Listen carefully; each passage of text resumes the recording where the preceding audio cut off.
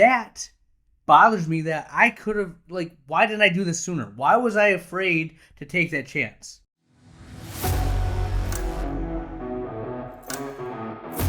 All right, friends, the Ultimate OD Podcast. This is an episode about perspective. I'm going to share a little bit of a personal story with you. Trust me, get to the end. You'll be better for it. A little bit of office talk. How are you handling your office meetings? Closing thought of the episode. This is the Ultimate OD Podcast. Here we go.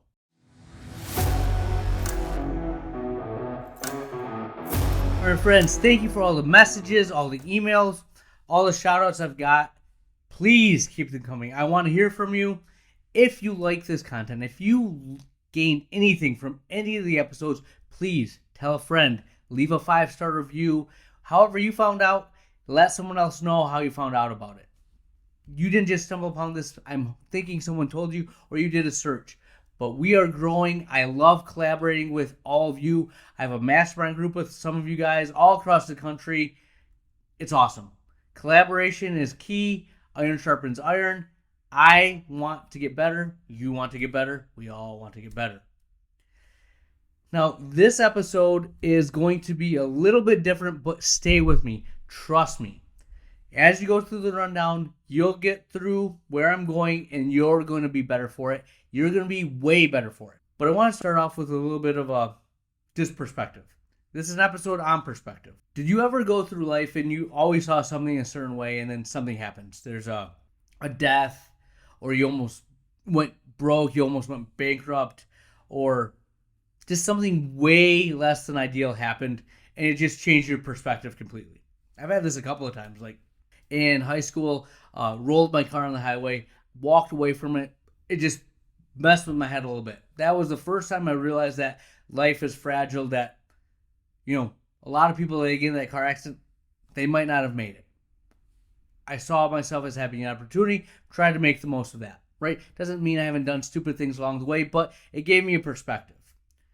Well, this past week, I got the biggest gut punch ever, the biggest perspective I think I've had in a long time. And my cousin, 33 years old, has a 10-month-old son, just found out that she has breast cancer. Triple negative, I believe what it's called, highly aggressive, and it hits hard, right? I have 4 kids, 7, 5, 3, and 1. For her to have a 10-month-old son, to have this, diagnosis, and the survival rates, the 5-year, when it's, hasn't metastasized at all, 91%, regional, 61, distant, 12. That's a really tough pill to swallow.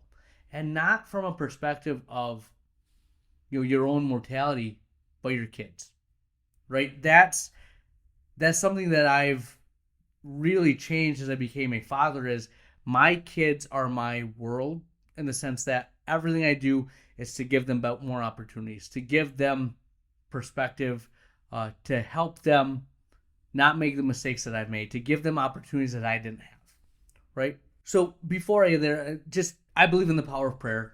If you believe in the power of prayer, please send her some shouts, some prayers her way, because she needs them. I think she's going to get through this. It's going to be fine. But that's the least we can do with this. I can do at this point. Now, that being said, this perspective really made me think.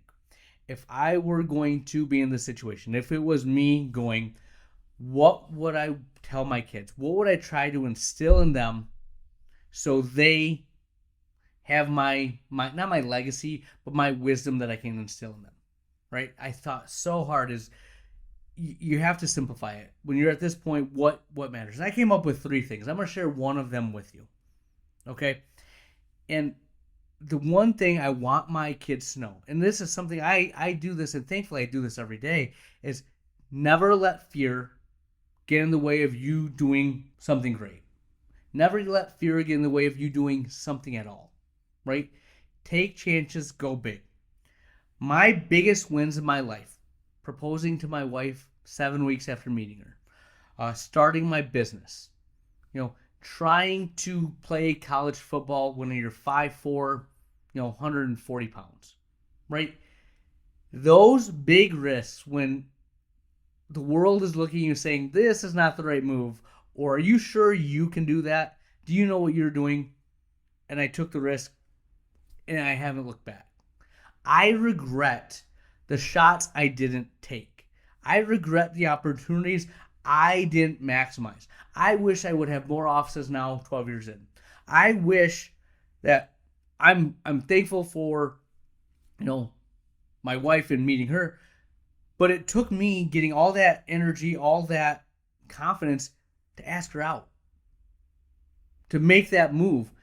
That bothers me that I could have, like, why didn't I do this sooner? Why was I afraid to take that chance? Right? I wouldn't change my wife, but I wish I would have been a little more bold earlier on. Like, I was introduced to her in theory like 5, 6 years before. Didn't do anything about it, and timing is what it is. But again, you regret the shots you did not take. You regret the opportunities you didn't take advantage of. And a lot of times, because you're scared. You were afraid about what this world was going to think about you, and you didn't care about how you felt inside and knowing who you are as a person and what you stand for. Who cares what stones people throw at you? Right? They don't matter. The people that you think are thinking about you really aren't. Right? They have their own stuff to think about. And that's what I want my kids to know. Two other things, and I'll share them with you later. Maybe send me an email. I'll gladly share them with you. But that's something I want them to know. And that's a perspective that was given to me because of the situation my cousin is in. Now let's move this to optometry. All right? I told you, follow me on this path. We're going to get there. So I was talking to my buddy, and if you've been following the show, you know I love to work out. All right? About 2 years ago, I was getting ready to have my fourth child, my first son. And I'm like, oh, I got to get back in fighting shape. I got to gain weight. I got to get big. So if you know anything about working out, there's bulking, there's cutting, there's maintaining. I wanted to go into a bulk phase. I wanted to get as big as I possibly could, as strong as I could. And I went from 138, and I was going to go, I want to be 160. Yeah, that's pretty aggressive when you're an old man, right? But I'm like, let's get after it. And I got up to about 150, 152. Literally engorging myself with calories, getting stronger than ever. I had to buy all new pants, my friends. Literally buying new pants because I outgrew them. New belts, new shirts. It was a little ridiculous, right? And again, it wasn't like it was a muscle maniac. I just went from being like stick man, who wasn't working out and being middle-aged, to let's get back into fighting shape. And what I saw is, because I have an Apple Watch, and I tracked it from when I started bulking to like maybe 2-3 months ago. My average heart rate used to be low 60s, high 50s, right? It shot up to like 74, 75, mid 70s, right? Like, not healthy. I'm sure I didn't do myself any favors there, but you read enough stuff on the internet, and carnivore diet and getting big is the way to go, right? You find the answers you're looking for. Well, in the effort of trying to reduce stress, back when I was in Chicago, I'd run. So I added a little bit cardio back to my exercise routine, because that buddy I was talking to, he's like, your heart rate shouldn't be that high, man. This is not healthy. So I started tracking it. And the funny thing is, as I started adding cardio, my heart rate would be low 60s during the weekend, still mid to high 70s in the work week. And my friend that I was talking to, he's a big dog, works for a big corporation, and when they do hiring, they look at people's personalities. And one of the key things he said is, when we look at a potential hire, we want to know if work energizes them or if it drains them.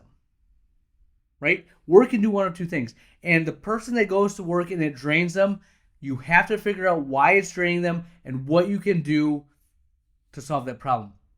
And he said that the majority of the time that happens is that they go into the work setting with a false belief of who they have to be. They are trying to be the person they think they need to be for the role. For example, Dr. Lily, right? When I go in, I am a certain way when I'm talking to my friends, when I'm with my wife, behind closed doors.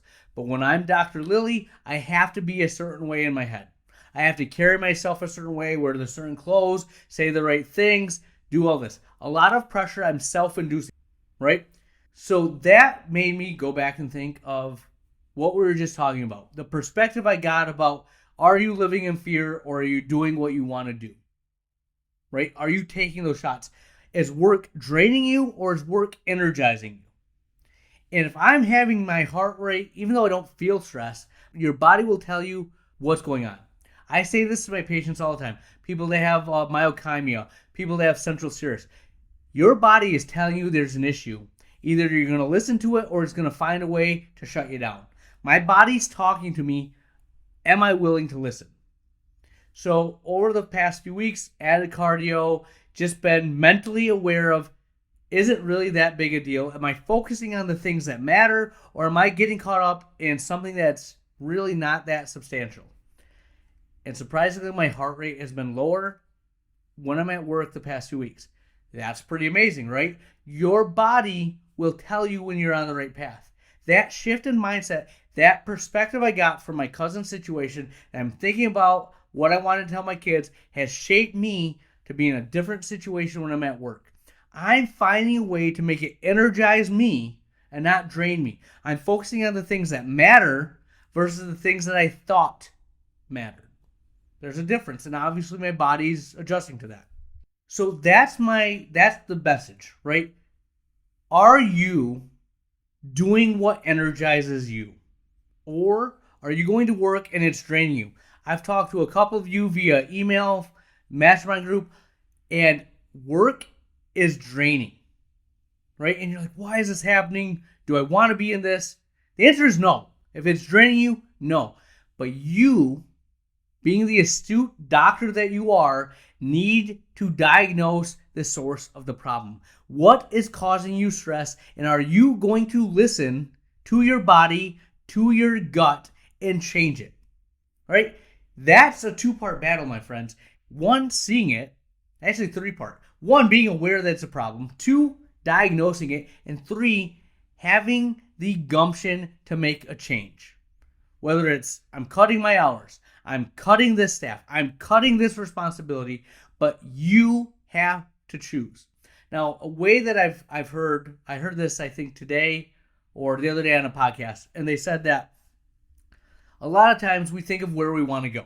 You've heard me say I want a $10 million, gross practices in 10 years, right? That's one way to go. That's a hard way. You look and say, okay, how do I do this? The other perspective, and this I thought was enlightening, is you are that $10 million office. You already have that mindset. How does that person act? When someone brings you this problem, no, I have the $10 million practice owner is not doing that because he is way too busy doing this. Have the mindset now. Make the change now. It's a shift in perspective. That's what I wanted to give you. Not only, story of my cousin, the way I've seen that with optometry, what was energizing me, what was draining me, but the mindset you have to be who you want to be, to go where you want to go. I'll leave you with this. What you value is what you spend your time on. If you tell me you value your kids, if you tell me you value your health, if you value dry eye, you value myopia management, right? What does your schedule look like at the office? Do you have spots for dry eye? Or you don't have spots for them and you just fill it as you go? It's not a priority. You care about your health, but you don't make time to work out. You're too busy for that. You don't make time to go to the gym, to go to the store to buy the lettuce, buy the lean chicken, buy the lean beef. I don't care what it is, whatever you're trying to do to be healthier. If you're not making the time for it, it doesn't matter, right? Remember, I said it'd be hard. 1, recognize it. 2, diagnose it. 3, make a change to make it happen. What do you spend your time on? That's what matters. Look at your calendar, look at your phone, chart a couple days worth of what you're doing minute by minute. Just do it by the hour. You're going to be surprised at what you're spending a lot of time on. How much you're scrolling social media, how much you're literally looking at Facebook, or you're having conversation about X, Y, or Z when you say your dry eye practice, right? How much time have you spent researching dry eye, myopia management, headache clinic, how to motivate your staff, right? What matters to you is what you spend your time on. Look at your calendar. That's the ultimate illumination. All right. So that's what I have for you. We'll have more next week.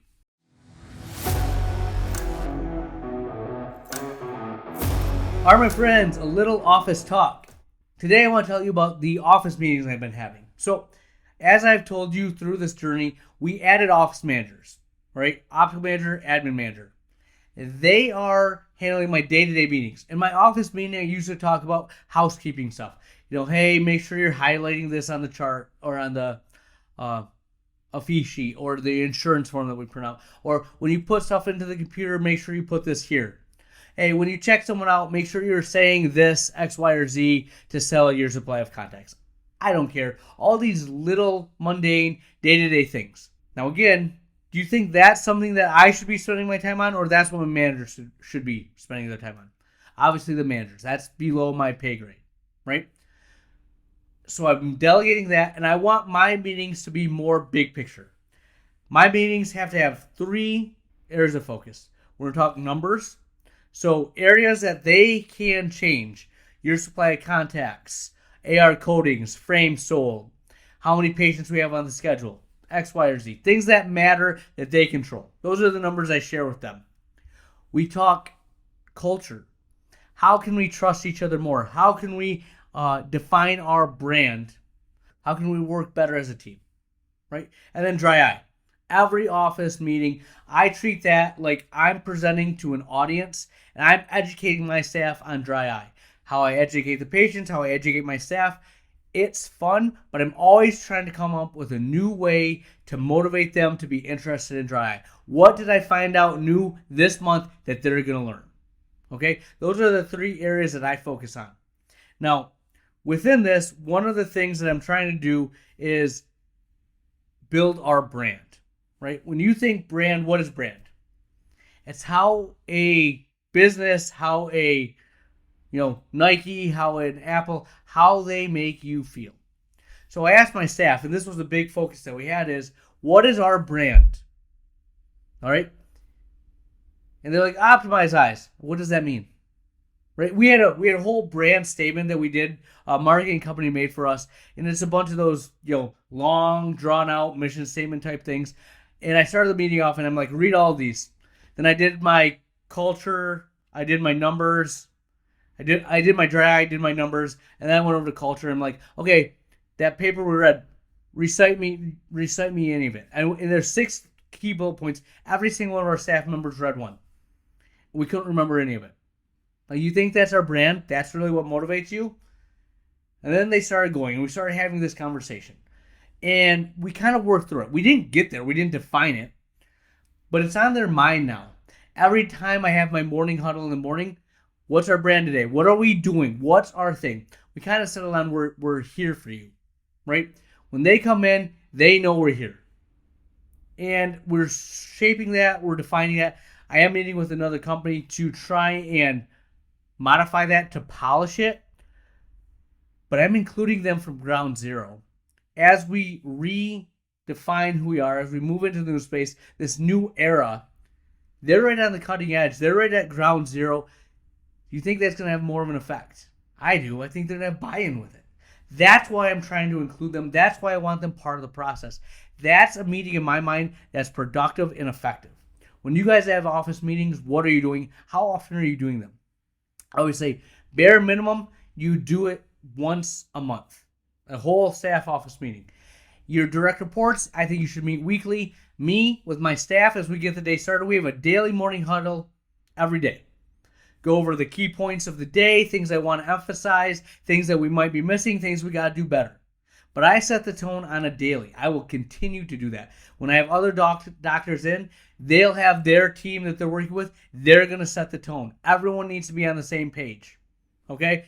So make the meeting effective. Make it productive, but you need to have key points that you're emphasizing in your meetings. Make sure that when you're leading a meeting, it is the CEO perspective. It's not those day-to-day ground type issues that anyone, your ops manager, lead optician could lead, right? Your stuff, your time needs to be bigger picture, bigger purpose. Tune in. We'll have more for you next week.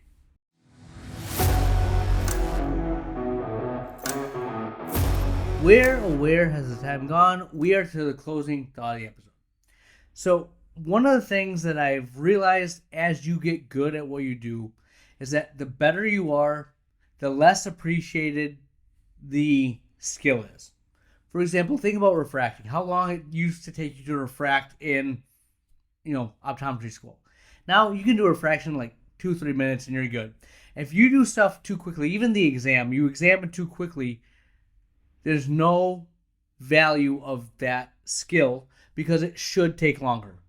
They don't realize that you've gotten that good, that you've honed your craft to that level that you can get it done in that short of time. So there's this song and dance that you play where you make it take a little longer, you examine a little bit more thoroughly. When you had the diagnosis, you had the plan, you had the answer like 2 minutes into the conversation. But I also want you to know that one of the signs of respect, one of the ultimate, compliments you can get is that someone looks at what you do and they think they can do it because you make it look so easy, right? When they see what you do and you're like, oh, that can't be that hard, and then they try it themselves. I think a lot of times as private practice owners, we lose sight of that. We get so good at our craft, we get so dialed in that we lose perspective, that we think it's actually easy until that outside person comes and like, oh, that's all you have to do? Let me go and do it. And then they're calling you for help. How do you do this? How do you handle your vendors? How do you handle this staff situation? You're like, oh, of course, you just do this, you do that. And you realize the talent isn't the differentiating factor, it's the experience, right?